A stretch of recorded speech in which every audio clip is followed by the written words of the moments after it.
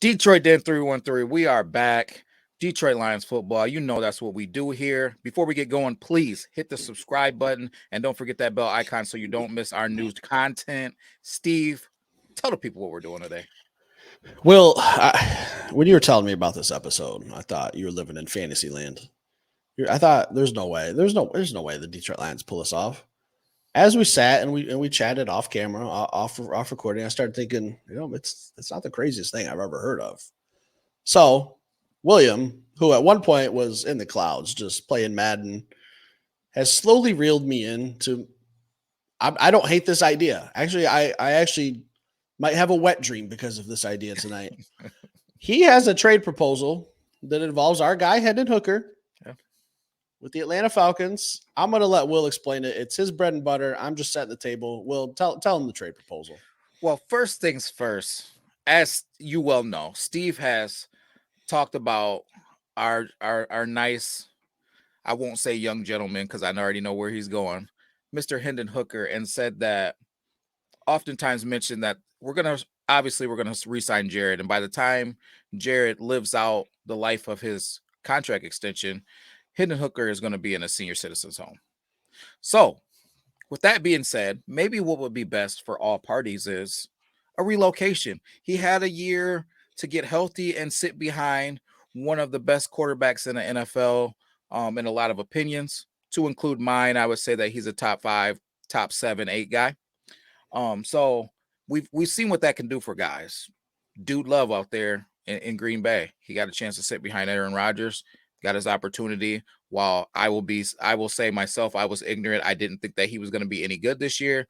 He's still trash. Yeah, he played well. I can't take anything away from him. He played well. Hopefully we still stomp all over his face next year, but the guy played well. So I mean, playing and learning behind a veteran guy that knows how to be just a solid quarterback in the NFL is huge. So I seen something on Twitter, on Facebook, and in the blogs talking about this trade. That's kind of what put it on the radar for me. And it's not this trade specifically, but it did involve Hendon Hooker. We tweaked it a little bit. Yeah. It involved Hendon Hooker going to the Atlanta Falcons. And my ears perked up because I said, man, the Atlanta Falcons had a pretty good defense. And I know there's a guy on their team that I happen to be enamored with, and it's a position in need for us. Quarterback Jeff Okudah. Good night. Hey guys, don't come back. Don't end the stream. That's not what we're talking about. That's not what we're talking about. But we are talking about cornerbacks. AJ Terrell, 6'1", 195. Just sweet little hips, the hips of a tango dancer, a salsa dancer, right? Sweet hips, physical guy, great at that cornerback position, which obviously has been a position of need for us. So here's the full scope of the trade. We're looking at the Atlanta Falcons have picked 8, 43, 74, and 79, just talking about the top 4 picks that they have. And we had, Steve, what was it, 29, 61, and 2 third-round picks, whatever. 2 third-round picks are 29, picks, right? 61, 73, and 92. Right. So living in a world where the draft is in Detroit, we need to have somebody walk across that stage, right? We're not giving up 29. But we're living in a world to where maybe the Atlanta Falcons give us pick 43 and AJ Terrell, and we give them their quarterback of the future, or at least for the next 3 or 4 years before he's in the senior home. Yeah, and before he's drawing Social Security checks. And pick 61. So 43 and AJ Terrell from the Atlanta Falcons and Hendon Hooker and pick 61. I think that that's a fair trade. Steve, what do you think? I don't think it's very fair.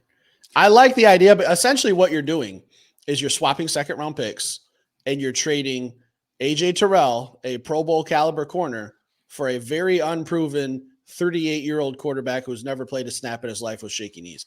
I don't think it's going to happen. I love the concept, but if I'm the Atlanta Falcons, I can't hang up the phone fast enough just because we're swapping picks with a pick in between 41 and 43. You're swapping second round picks. Yeah. Now you can just call that a wash, right? Yeah. So now you're saying Hendon Hooker for AJ Terrell is a fair trade straight up. Listen, I don't man, see it, Will. You had homeless people playing quarterback in Atlanta this year. right? So what's the alternative? So here we're also living in a world where they're picking number 8. I looked at some of these mock drafts and I've seen obviously you're not getting the top guys. You're not getting Drake May. You're not getting Caleb Williams. Just Well, don't even forget about it. I mean, don't even think about it. That's not happening. Now we're dealing with this next echelon of guys that we don't know. Are they going to be Cougar Slayers and just be terrible? Right? Because you also got to remember, right? New coach, right? We're coming in. I'm signing my life to this next quarterback. I'm signing my. yep. So do I trust one of these next tier quarterbacks to be the one I'm signing my life off to? Or do I want to go with the guy that I know has played behind Jared Goff, or not played, but studied behind Jared Goff and could have been a potential first round draft pick had he been healthy? And do you like all of the things that people talk about? His ability to throw the deep ball, his athleticism, right? It's just a matter of what you like and what you don't like. Because the alternative is going to be, is Jaden Daniels the guy? Is Penix the guy? I don't know. Bo Nix, AJ AJ McCarthy. McCarthy. Like, are you going to trust your franchise and your name to these guys? Like, what? Because then on top of that, you can go get Hendon Hooker, and then you can still keep pick number 8. Right. So you can still go get your edge rusher, your Dallas Turner, your, your Jared Verse, or whoever you want, or you can go get another offensive lineman. Whatever you want to do at pick 8, you still have an ability to build a team. And then you still have you're gonna get pick 61, then you're still gonna have pick 74, then you're still gonna have pick 79. And we've seen what second round and third round draft picks can do. So I mean, I don't know. The quarterback is the most important position in the field. If you believe that Hendon Hooker can play like I do, I'm going to go get your man. Go get your man. Here's the thing, Will. Let me try to reel you back in. Sorry, I got excited, guys. I think Hendon Hooker 100% is an upgrade over Desmond Ritter. Like my neighbor Paul, who's a 85-year-old World War II or Vietnam War vet, would be an upgrade over Desmond Ritter. Like if we're just being honest, Hendon Hooker's an upgrade. I don't see them. I don't know where the Falcons want to call themselves, if they're in a rebuild or what they're doing. But I look at the NFC South and it's wide open. The Tampa Bay Buccaneers won it at 9-8. Are you telling me that the Falcons are that far off with the top 10 pick? I don't think so. So I think if I have to play devil's advocate and I have to put myself as the Falcons GM, Will Ford calls me with that trade and you say, I got to give you AJ Terrell for Hendon Hooker pretty much. Hey, man, good luck, Brad. I hope you guys win the NFC next year because you're probably going to be playing us with these trades. Hey, I just don't see it. Well, and I get your philosophy on you still get to keep pick 8, and the table's wide open. Malik Neighbors, maybe Marvin Harrison Jr. falls. You get Hendon Hooker, you got a quarterback, but I just don't see them giving up their cornerstone defensive player and a draft pick for Hendon Hooker. I just don't see it. I just look at the importance of the position, man. Very important. And it just boils down to, do you think he can play or not? When you look at, because honestly, man, I'm a real big believer in Hendon Hooker, just because, as I talk about all the time, the body of work. When he was in Virginia Tech, he was a freaking running back. He was an absolute dynamic beast in Virginia Tech. When he went to Tennessee, he was slinging the ball all over the place, right? And to me, people talk about how they ran that spread where they had everybody out past the numbers and they stretched out all the defense, and it's not a real NFL style offense. Here's what it takes. It takes arm strength to be able to throw that ball consistently out past the numbers. That's first things first that people understand. And then throwing that deep ball, Hyatt was running all over the place, getting deep balls. Yeah, he throws it in the bucket. Yeah, he's throwing deep balls phenomenally, and he can take off and use his legs. I think he's a very underrated quarterback.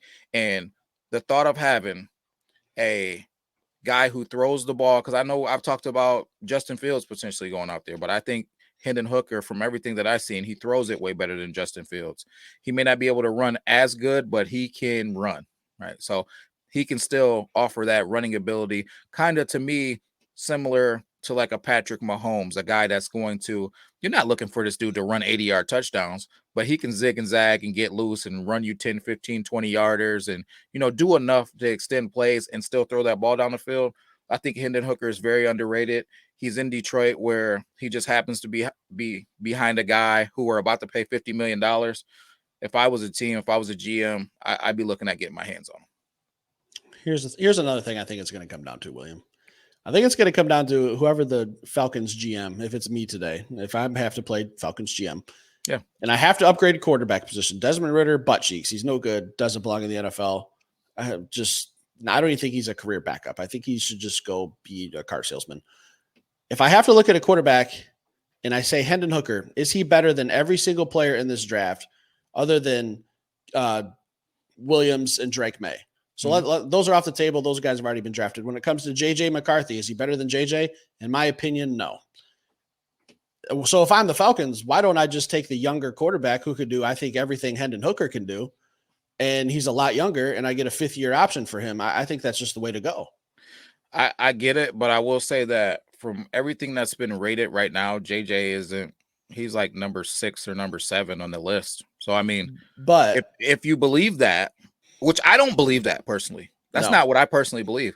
I think that we could easily see JJ go be better than a Jaden Daniels. I think JJ is the third best quarterback in this draft. I would not be surprised, man, if he ends up being the best quarterback that leaves this draft, because Caleb Williams has those emotional issues and whatever. Drake May, to me, has just been overrated. Not hating, but that's just how I feel personally. And JJ is an underrated football player to me. I think when he gets into the NFL, I think he's a pro-style quarterback. I think the NFL game is going to fit him more than the college game was a fit for him. So, I don't know, man. I think JJ is super underrated. So comparing the two, I think it's apples to oranges, because what we have right now, he's 6 or 7, like Penix, Bo Nix, those Jaden Daniels, all those guys are ahead of him. Do I see a world where he could potentially possibly end up better than a Hendon Hooker? Maybe. But I think both of those guys I would take both of those guys before I would take any of Jaden Daniels, Bo Nix, Penix. You ready for a hot take? Yeah. Talk to me. JJ McCarthy player comparison. You want to know who he reminds me of? Talk to me. Are you ready? I am. Justin Herbert. Tall, cannon of an arm, athletic enough, can make all the throws. I think JJ's the third best quarterback in this draft. And I might even, after the combine and everything, I might even say number 1. Caleb Williams, freak athlete. Obviously, they play in the Pac-12 where nobody plays defense. So it's kind of like maybe his numbers are a little inflated. Drake May, kind of the opposite. Just they throw the ball 60 times a game. Like, yeah, you're going to put up some numbers. JJ played in a Michigan offense that was run heavy. We're going to run the ball 50 times, throw it, or run it down your throat. We don't even need to run the ball in second halves of football games against top 10 teams like Penn State. That's how run heavy Michigan was. So you've seen it, and JJ can make every throw. We've seen him go throw the ball across his body in the air around 70 yards travel distance and hit a receiver in stride for a touchdown. So when you say apples to oranges, like with Hendon Hooker, why wouldn't I just take JJ at pick 8 if I'm Atlanta and have a 5-year contract, a rookie deal? He's much younger, no injury history, and he can do everything Hendon Hooker can. I think because you risk the potential of losing your job. And I say that because if you got to remember the politics of the game too. So if you take a guy that is rated 3-4 quarterbacks below and he doesn't have success early, you're liable not to be there in a season or two. Like, this thing implodes, things look bad, you're liable to lose your position. So I think but when these guys fall in love with guys, you never know, man. Like, just like we're saying, and that's not us being homers. I 100% agree with what I see and what you're saying about JJ. I think that he could easily go on and have the best career. I'm not saying that he will, but I definitely have him number 3 as well. And if I was picking, I want nothing to do with Caleb Williams. It would be Drake for me would be at the top of the draft. And it's nothing against Caleb Williams' physical ability. It's just all the extra drama and all that. I don't want to play for Chicago. Like, come on, man. Yeah. You're going to make millions of dollars. You know, don't be an Eli Manning. We haven't seen this really since Eli, so I'm curious to see how the draft shakes out. Excuse me, I'm But just trying yeah, not to die over here. I appreciate you. But yeah, man, I could see a world where it happen if they believe in Hendon Hooker. I would, because when I'm comparing cornerback to quarterback, I might go find another corner in the second or third round. Like it wouldn't be unheard of.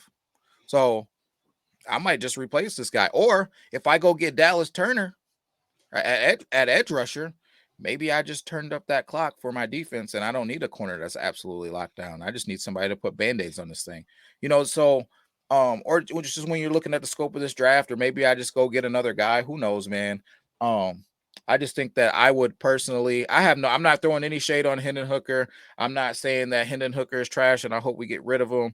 But if I'm living in a world to where I could go keep my 29th pick and I could go kind of solve this cornerback position. And then maybe I still go get a Ladarius Sneed, or I still go get a Jalen Johnson. Or, you know what I mean? Like, could you imagine Cam's like in the nickel? Or, you know, I mean, Yeah, like, a lot can change based on free agency. Like nothing's really happened in the NFL. Like we haven't even played the Super Bowl yet. The brand new 24 NFL season hasn't even started. So this is all hypothetical, but this was something we kind of saw on Twitter. We tweaked it a little bit, kind of to fit Detroit a little better. So you've heard Will's trade. He's selling the farm for AJ Terrell and giving up old man Hendon. You didn't even throw in his wheelchair in the trade. I think you probably should have thrown that. That's a little sweetener. Yeah. So you've heard Will's trade scenario. You've heard me kind of argue on the Falcons' behalf. Leave a comment down below. Let us know what you think. If it's a fair trade, if Will's up in them clouds, living the good life. Let us know how you feel about the quarterbacks in this coming draft. We just posted an episode last night talking about some draft prospects, 2 corners. Tag some or mention some people that you want us to talk about. We'll talk about it all. We're getting ready. We're full-fledged off-season mode. No more Super Bowl, out of the question. We got to get ready for the next season. Hit that like button. Hit that subscribe button if you're a Detroit Lions fan. We'll be back later tonight with some more shows. Peace.